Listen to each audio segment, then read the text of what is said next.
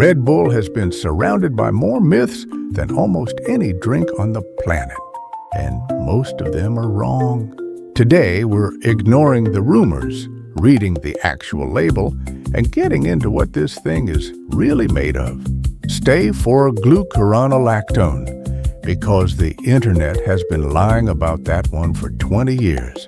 Carbonated water. The base. Water with CO2 forced into it under pressure. Nothing more. Sugar and glucose. There are 27 grams of sugar in this 8.4 oz can. About 7 teaspoons. 2 types because they hit your bloodstream at slightly different speeds. That's not an accident. Citric acid. It's what gives Red Bull that sharp, slightly tart edge. Found naturally in citrus fruit, used here to balance the sweetness and preserve the drink. Taurine. Here's where the internet loses its mind. Taurine does not come from bulls. It was first isolated from ox bile in 1827. That's where the name comes from. But the taurine in this can is 100% synthetically produced. Your own body makes it.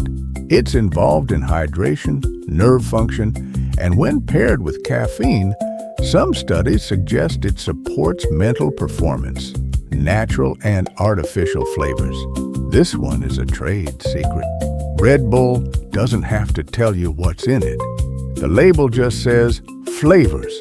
That's legally all they're required to say. Sodium bicarbonate and magnesium carbonate. Acidity regulators. They keep the pH of this drink from becoming aggressively acidic on your teeth and stomach. Think of them as the drink's internal buffer system. Colors. Also listed with no specifics on the U.S. label. The golden color you associate with Red Bull comes from here.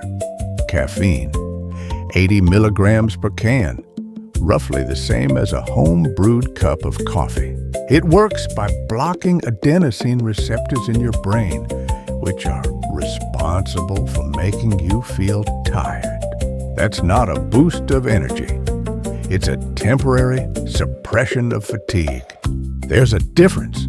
B vitamins, niacinamide, pantothenic acid, B6, B12. These don't give you energy directly. They help your body convert the sugar you just consumed into usable fuel. They're the metabolic machinery, not the fuel itself. And then there's glucuronolactone. Most people scroll right past it. There's been a viral claim for decades that it was developed by the U.S. Department of Defense for soldiers in Vietnam and later banned after causing brain tumors. That story is completely fabricated. Glucuronolactone is a compound your own liver produces naturally when it breaks down glucose. It's found in connective tissue, in plant gums, in your body right now. The Vietnam story never happened. No ban, no military origin. So when you crack open a Red Bull, you're not getting a secret government stimulant or bull-derived anything. You're getting a precisely engineered formula built by food scientists, tested in labs, and optimized to keep you reaching for the next can. Every ingredient has a job. Now you know what those jobs are. Next up is Coca-Cola. That's a conversation worth having. Ingredient by ingredient, every time.